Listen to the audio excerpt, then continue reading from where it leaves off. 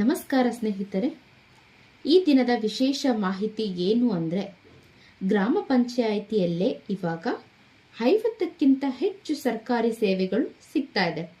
ಹಿಂದಿನ ದಿನಗಳಲ್ಲಿ ಸಣ್ಣ ಕೆಲಸಗಳಿಗೂ ಕೂಡ ನಾವು ತಾಲೂಕು ಅಥವಾ ಜಿಲ್ಲಾ ಕಚೇರಿಗಳಿಗೆ ಹೋಗಬೇಕಾಗ್ತಿದ್ದ ಪರಿಸ್ಥಿತಿ ಇತ್ತು. ಆದರೆ ಈಗ ಗ್ರಾಮ ಪಂಚಾಯಿತಿ ಮಟ್ಟದಲ್ಲೇ ಬಹುತೇಕ ಸರ್ಕಾರಿ ಸೇವೆಗಳು ಲಭ್ಯ ಆಗ್ತಾ ಇರೋದ್ರಿಂದ ಜನರಿಗೆ ಅವರ ಸಮಯ ಮತ್ತು ಹಣ ಎರಡೂ ಕೂಡ ಉಳಿತಾ ಇದೆ. ಮೊದಲನೇದಾಗಿ ಬಾಪೂಜಿ ಸೇವಾ ಕೇಂದ್ರ.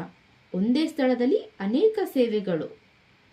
ಗ್ರಾಮ ಪಂಚಾಯಿತಿಗಳಲ್ಲಿ ಸ್ಥಾಪಿಸಲಾದಂತಹ ಈ ಬಾಪೂಜಿ ಸೇವಾ ಕೇಂದ್ರ ಗ್ರಾಮೀಣ ಜನರಿಗೆ ಪ್ರಮುಖ ಸೇವಾ ಕೇಂದ್ರಗಳಲ್ಲಿ ಕಾರ್ಯನಿರ್ವಹಿಸುತ್ತಿವೆ. ಪಂಚತಂತ್ರ, ನಾಡ ಕಚೇರಿ ಹಾಗೂ ಭೂಮಿ ತಂತ್ರಾಂಶಗಳನ್ನು ಒಟ್ಟುಗೂಡಿಸಿ 59ಕ್ಕೂ ಹೆಚ್ಚು ಸೇವೆಗಳು ಇಲ್ಲಿ ಲಭ್ಯವಾಗ್ತಾ ಇದೆ. BSK ಮೂಲಕ ಸಿಗುವಂತಹ ಪ್ರಯೋಜನಗಳು: ಸರ್ಕಾರಿ ಸೇವೆಗಳು ಒಂದೇ ಸ್ಥಳದಲ್ಲಿ ಲಭ್ಯವಾಗಿ ಹಾಗೆ ಅನಗತ್ಯ ಕಚೇರಿ ಸುತ್ತಾಟ ತಪ್ಪತ್ತೆ. ಆನ್ಲೈನ್ನ ಅರ್ಜಿ ವ್ಯವಸ್ಥೆ ಹಾಗೂ ನಿಮಗೆ ಇಲ್ಲಿ ಬೇಗ ಒಂದು ಸೇವಾ ವಿತರಣೆ ಸಿಗುತ್ತೆ. ಹಾಗೆ ಗ್ರಾಮೀಣ ಜನರಿಗೆ ಡಿಜಿಟಲ್ನ ಸೌಲಭ್ಯವನ್ನು ಪರಿಚಯವನ್ನು ಮಾಡ್ತಾ ಇದೆ. ಗ್ರಾಮೀಣಾಭಿವೃದ್ಧಿ ಮತ್ತು ಪಂಚಾಯತ್ ರಾಜ್ ಇಲಾಖೆಯ ಸೇವೆಗಳು. ಇಲ್ಲಿ ಗ್ರಾಮ ಪಂಚಾಯಿತಿಗಳ ಮೂಲಕ ಅನೇಕ ಸ್ಥಳೀಯ ಆಡಳಿತ ಸೇವೆಗಳನ್ನ ನೀಡಲಾಗ್ತಾ ಇದೆ. ಹಾಗಿದ್ರೆ ಲಭ್ಯವಿರುವಂತಹ ಸೇವೆಗಳು, ಹೌದು, ಹೊಸ ಕಟ್ಟಡ ನಿರ್ಮಾಣಕ್ಕೆ ಬೇಕಾಗಿರುವಂತಹ ಲೈಸೆನ್ಸ್, ಆಸ್ತಿ ತೆರಿಗೆ ಪಟ್ಟಿಯ ವಿತರಣೆ, ಕಟ್ಟಡ ಉಪಯೋಗದ ಪ್ರಮಾಣ ಪತ್ರ ಆಕ್ಯುಪೇಷನ್ ಸರ್ಟಿಫಿಕೇಟ್, ಕುಡಿಯುವ ನೀರಿನ ಸಂಪರ್ಕಕ್ಕಾಗಿ ಅರ್ಜಿ, ಅಂಗಡಿ ಮತ್ತು ಹೋಟೆಲ್ ವ್ಯಾಪಾರದ ಲೈಸೆನ್ಸ್, ಕೈಗಾರಿಕೆ ಸ್ಥಾಪನೆಯ ಪರ್ಮಿಷನ್ ಲೆಟರ್, ಜಾಹೀರಾತು ಪ್ರದರ್ಶನದ ಪರವಾನಗಿ, ನೀರಿನ ಸಂಪರ್ಕ ನಿರ್ವಹಣೆ ಮತ್ತು ದುರಸ್ತಿ, ಬೀದಿ ದೀಪಗಳ ನಿರ್ವಹಣೆ, ಗ್ರಾಮ ಸ್ವಚ್ಛತೆ ಮತ್ತು ನೈರ್ಮಲ್ಯ ಕಾರ್ಯಗಳು, ಜನಸಂಖ್ಯೆ ಮತ್ತು ಜಾನುವಾರು ಗಣತಿ ಮಾಹಿತಿ, ಈ ಸ್ವತ್ತು ನಮೂನೆ 9, 11A ಮತ್ತು 9/11B ವಿತರಣೆ, ನರೇಗಾ, ಉದ್ಯೋಗ ಚೀಟಿ ನೀಡಿಕೆ, ಗ್ರಾಮೀಣ ಕಾರ್ಮಿಕರಿಗೆ ಉದ್ಯೋಗಾವಕಾಶಗಳು ಕೂಡ. ಅಂದರೆ ಕಂದಾಯ ಇಲಾಖೆಯ ಸೇವೆಗಳನ್ನು ಈಗ ಗ್ರಾಮದಲ್ಲೇ, ಗ್ರಾಮ ಪಂಚಾಯಿತಿಯಲ್ಲೇ ನೀವು ಕಂದಾಯ ಇಲಾಖೆಯ ಪ್ರಮುಖ ದಾಖಲೆಗಳನ್ನು ಪಡೆಯುವಂತಹ ವ್ಯವಸ್ಥೆಯನ್ನು ಕಲ್ಪಿಸಲಾಗಿದೆ. ಇದರಲ್ಲಿ ಮುಖ್ಯವಾಗಿ ಪ್ರಮಾಣ ಪತ್ರಗಳು ಅಂದರೆ ಜಾತಿ ಪ್ರಮಾಣ ಪತ್ರ, ಆದಾಯ ಪ್ರಮಾಣ ಪತ್ರ, RTC, ಅಡ್ರೆಸ್ ಪ್ರೂಫ್, ವಿಧವಾ ಪ್ರಮಾಣ ಪತ್ರ, ನಿರುದ್ಯೋಗಿ ಪ್ರಮಾಣ ಪತ್ರ. ಇದರಿಂದ ಸರ್ಕಾರಿ ಯೋಜನೆಗಳಿಗೆ ಅರ್ಜಿಯನ್ನು ಸಲ್ಲಿಸುವುದು ಅತ್ಯಂತ ಸುಲಭವಾಗಿದೆ. ಆಯುಷ್ಮಾನ್ ಭಾರತ್, ಆರೋಗ್ಯ ಕರ್ನಾಟಕ ಯೋಜನೆ ಗ್ರಾಮೀಣ ಜನರಿಗೆ ಆರೋಗ್ಯ ರಕ್ಷಣೆಯನ್ನು ಒದಗಿಸಲು ಈ ಯೋಜನೆ ಸಹಾಯಕವಾಗಿದೆ. ಹಾಗಿದ್ರೆ ಆರೋಗ್ಯ ಸೌಲಭ್ಯಗಳ ವಿವರಗಳನ್ನು ನೋಡೋಣ ಬನ್ನಿ. BPL ಕುಟುಂಬಗಳಿಗೆ ವರ್ಷಕ್ಕೆ 5 ಲಕ್ಷದವರೆಗೆ ಉಚಿತ ಚಿಕಿತ್ಸೆಯನ್ನು ನೀಡಲಾಗ್ತಾ ಇದೆ. APL ಕುಟುಂಬಗಳಿಗೆ ಚಿಕಿತ್ಸಾ ವೆಚ್ಚದಲ್ಲಿ 30% ಅಂದರೆ ಗರಿಷ್ಠ 1.5 ಲಕ್ಷ.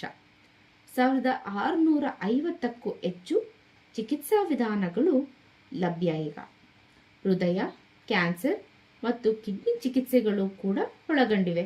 ಹಾಗಿದ್ದರೆ ಕಾರ್ಡ್ನ ಪಡೆಯುವ ವಿಧಾನವನ್ನು ನೋಡೋಣ ಬನ್ನಿ. ಗ್ರಾಮ ಪಂಚಾಯಿತಿ ಅಥವಾ ಸರ್ಕಾರಿ ಆಸ್ಪತ್ರೆಯಲ್ಲಿ ಅರ್ಜಿಯನ್ನು ಸಲ್ಲಿಸಬೇಕು. ಹಾಗೆ ಕನಿಷ್ಠ ಶುಲ್ಕದಲ್ಲಿ ನಿಮಗೆ ಕಾರ್ಡ್ನ ವಿತರಣೆ ಮಾಡ್ತಾರೆ. UDID ಕಾರ್ಡ್ ವಿಕಲಚೇತನರಿಗೆ ವಿಶೇಷ ಗುರುತು. ಅಂದರೆ ವಿಕಲಚೇತನರಿಗೆ ಒಂದೇ ಗುರುತಿನ ಚೀಟಿಯ ಮೂಲಕ ಎಲ್ಲ ಸೇವೆಗಳನ್ನು ಪಡೆಯಲು UDID ಕಾರ್ಡ್ನ ಪರಿಚಯ ಮಾಡಲಾಗಿದೆ. ನೀವು ಅರ್ಜಿಯನ್ನು ಸಲ್ಲಿಸಲು ಬೇಕಾಗಿರುವಂತಹ ದಾಖಲೆಗಳು: ನಿಮ್ಮ ಇತ್ತೀಚಿನ passport size photo, Aadhaar card, doctor certificate, ಹಾಗೆ ನಿಮ್ಮ ಸಹಿ ಅಥವಾ ಹೆಬ್ಬೆರಳ ಗುರುತು. ಅರ್ಜಿ ಸಲ್ಲಿಸಿದ ಸುಮಾರು 4 ವಾರದಲ್ಲಿ ನಿಮಗೆ ಕಾರ್ಡ್ನ ವಿತರಣೆ ಮಾಡಲಾಗುತ್ತೆ.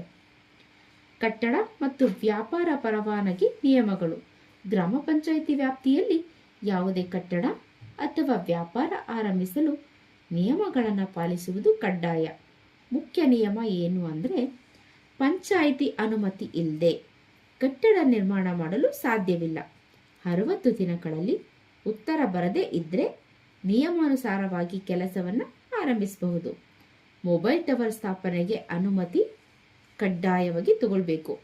ಅಂಗಡಿ, ಹೋಟೆಲ್, ಬೇಕರಿಗಳಿಗೆ ಲೈಸೆನ್ಸ್ ಅತ್ಯಗತ್ಯವಾಗಿ ಬೇಕು ಹಾಗೂ ವ್ಯಾಪಾರ ಮಾಡಲು ವ್ಯಾಪಾರಕ್ಕಾಗಿ ಲೈಸೆನ್ಸ್ ಪ್ರತಿ ವರ್ಷ ನೀವು ರೆನ್ಯುವಲ್ನ ಮಾಡಿಸ್ತಾ ಹೋಗಬೇಕು. ಮಾಹಿತಿ ಹಕ್ಕು RTI ಮತ್ತು ಸಕಾಲ ಸೇವೆ ಸರ್ಕಾರದ ಕಾರ್ಯಗಳಲ್ಲಿ ಪಾರದರ್ಶಕತೆಯನ್ನು ತರೋದಕ್ಕೆ ಮಾಹಿತಿ ಹಕ್ಕು ಕಾಯ್ದೆ ಸಹಾಯ ಮಾಡುತ್ತೆ.